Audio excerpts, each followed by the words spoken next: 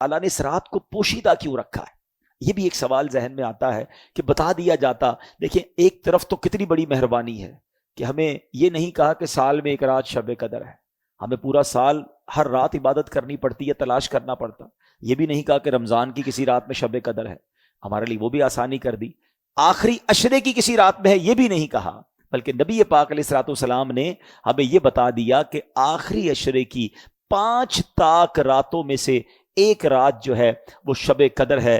جس طرح دیگر اشیاء کو اللہ کریم نے پوشیدہ رکھا ہے، مثلا اللہ تعالیٰ نے اپنی رضا کو اطاعتوں میں پوشیدہ رکھا ہے. ہمیں نہیں پتا کون سی نیکی سے رب راضی ہو جائے گا، اس لیے کیا کہا جاتا ہے چھوٹی نیکی کو بھی نہیں چھوڑنا ہے.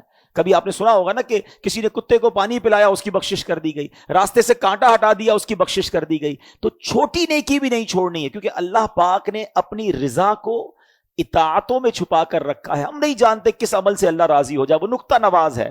تو بندہ ہر نیکی کرتا جائے، کیا معلوم اس سے میرا رب راضی ہو جائے. بالکل اسی طرح اللہ تبارک و تعالیٰ نے اپنے غضب کو گناہوں میں چھپا رکھا ہے. ہم نہیں جانتے کون سا گناہ اللہ کے غضب کی باعث بن جائے. بعض اوقات ہمیں لگتا ہے چھوٹا سا گناہ ہے اور وہی رب کی ناراضی کا باعث بن جاتا ہے. تو بندہ اپنے آپ کو گناہوں سے بچاتا رہے. اسی طرح اللہ نے اپنے اولیاء کو اپنے بندوں میں چھپا کے رکھا ہے.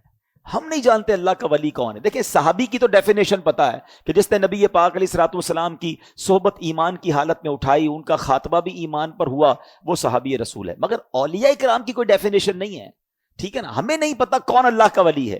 ایون ہو سکتا ہے آج ہماری ماشاءاللہ اس مسجد میں اللہ کے اتنے ولی کے نام پر یہ مسجد بنی ہے، اولیاء کرام کے بھی سردار ہیں، غوث اعظم رضی اللہ تعالیٰ عنہ. ہو سکتا ہے یہاں بھی کوئی اللہ کا ولی بیٹھا ہو، ہم نہیں جانتے. تو اس کا فائدہ کیا ہوا کہ چونکہ اولیاء کرام کو رب نے بندوں میں چھپا کر رکھا ہے، تو اب بندہ سب کے ساتھ عزت سے بات کرے، اپنے ملازم سے بھی عزت سے بات کرے، غریب سے بھی عزت سے بات کرے. کیا پتا کہ وہ اللہ کا ولی ہو جس سے میں بدتمیزی کر رہا ہوں، جس کو گالیاں نکالتا ہوں. تو بندوں سے عزت سے پیش آئیں. تو یہ اللہ کی مشیت ہے.